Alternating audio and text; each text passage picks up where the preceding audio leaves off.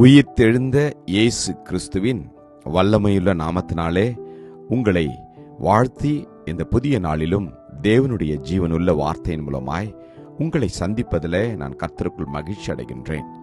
மத்தேயு 16:24. அப்பொழுது இயேசு தம்முடைய சீஷர்களை நோக்கி, ஒருவன் என்னை பின்பற்றி வர விரும்பினால் அவன் தன்னைத்தான் வெறுத்து தன் சிலுவையை எடுத்துக்கொண்டு என்னை பின்பற்ற கடவன்.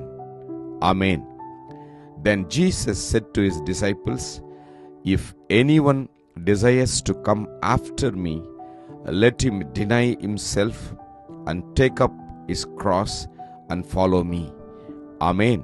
கர்த்தருடைய நாமம் மகிமைப்படுவதாக. இந்த நாளிலே தேவன் நம்மை பார்த்து கேட்கிற காரியம், நீங்கள் விரும்பினால் இதை செய்யுங்கள் என்று. என்ன? இயேசுவை பின்பற்றி வர நாம் விரும்பினால் தேவனுடைய சிலுவையை எடுத்துக்கொண்டு பின்பற்ற வேண்டும். அப்படி என்றால் தேவன் அந்த சிலுவையை சுமந்ததற்கு காரணம் என்ன? அதன் மூலமாய் அவர் நமக்கு சம்பாதித்து கொடுத்த அநேக காரியங்கள் உண்டு.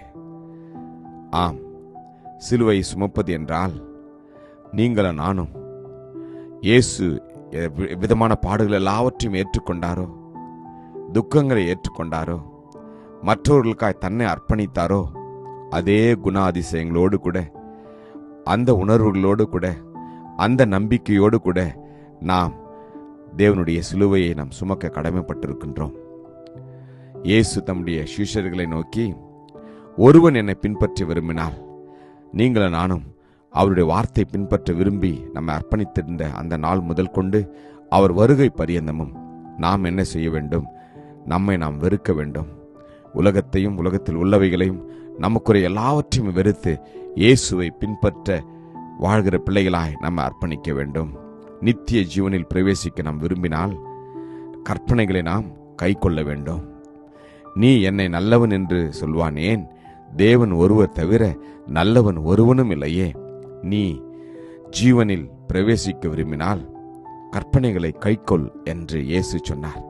கர்த்தருடைய கற்பனைகளை நாம் கைக்கொள்கின்ற போது நிச்சயமாய் நாம் நித்திய ஜீவனிலே பிரவேசிப்போம்.